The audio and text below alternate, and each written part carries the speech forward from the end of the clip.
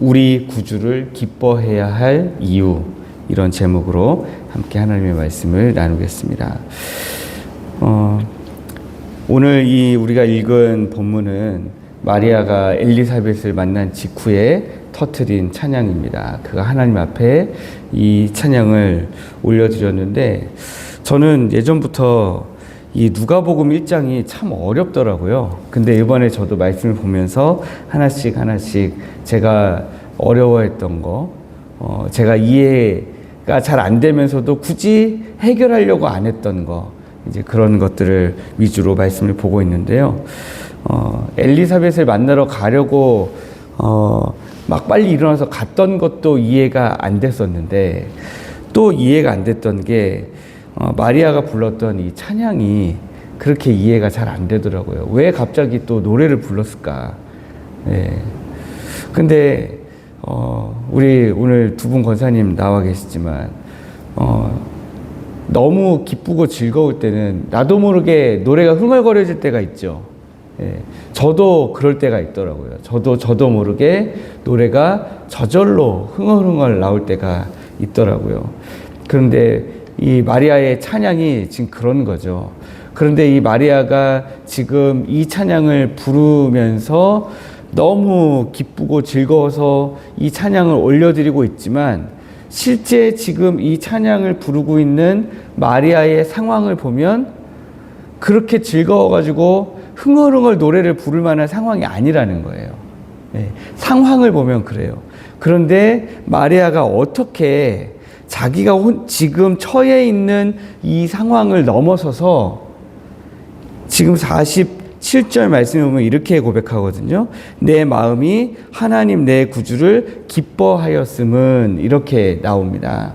그러니까 지금 이 시 전체의 주제는 뭐냐면, 마리아의 입장에서 내가 왜 내 구주 하나님을 기뻐하는가를 지금 노래로 지금 부르고 있는 것인데, 이렇게 노래로 갑자기 흥얼흥얼 이어질 수 있었던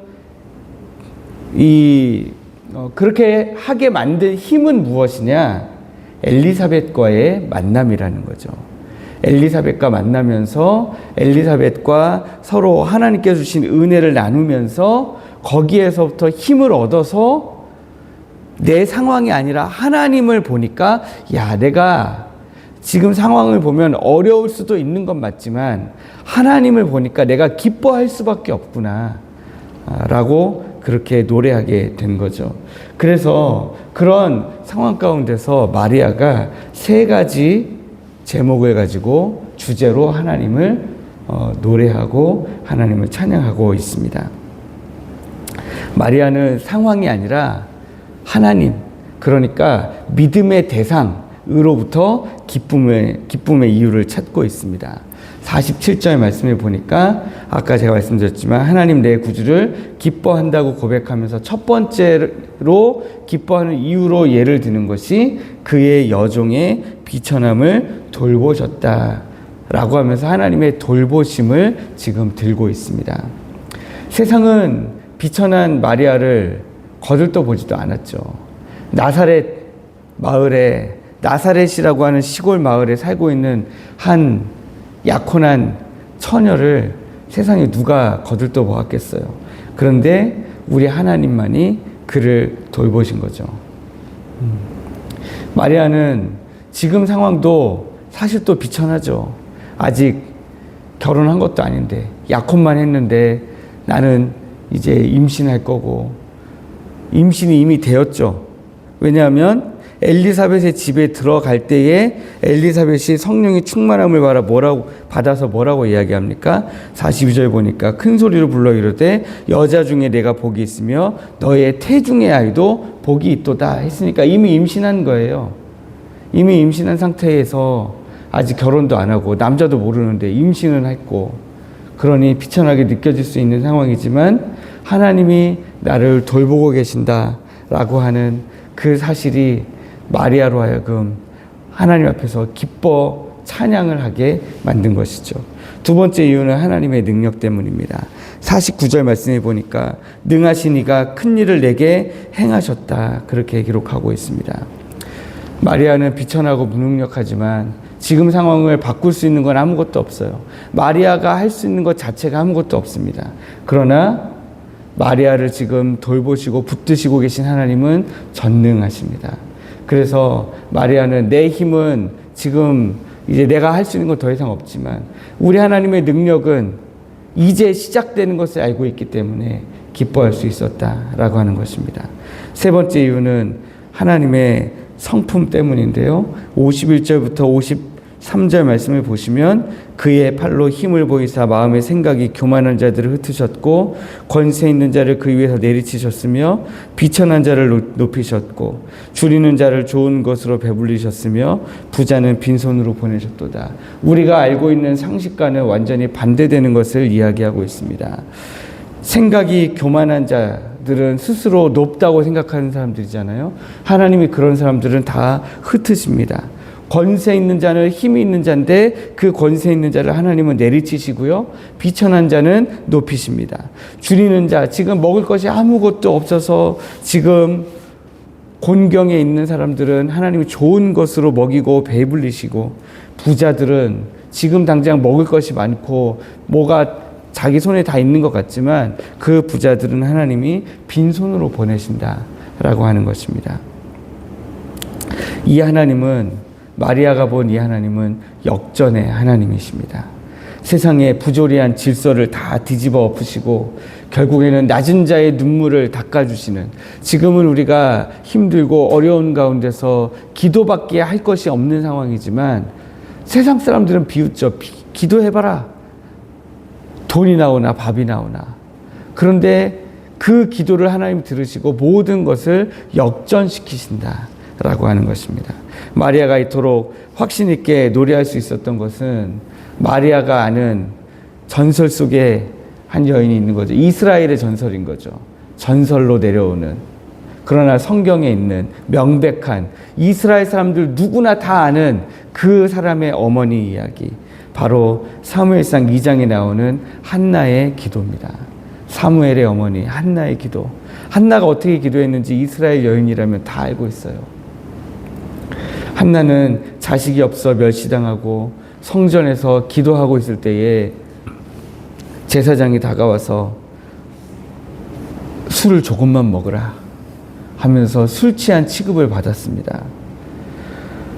자기 남편의 두 번째, 자기 말고 다른 아내가 한 명 더 있었잖아요. 분인나로부터 이제 멸시를 당했던, 자녀가 없기 때문에 멸시를 당했던 여인입니다.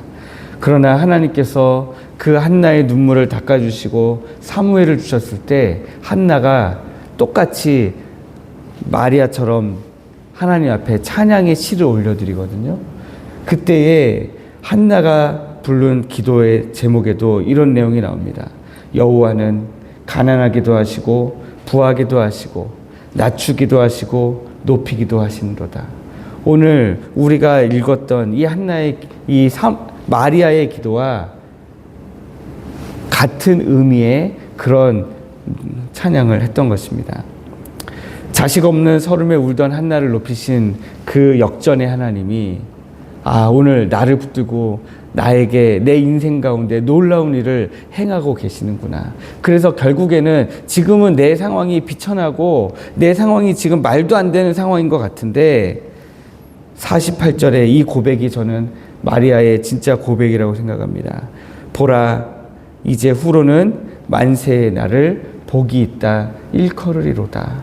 네, 지금 내 상황을 보면 사람들이 나를 진짜 복이 있다고 생각할지 모르겠어요.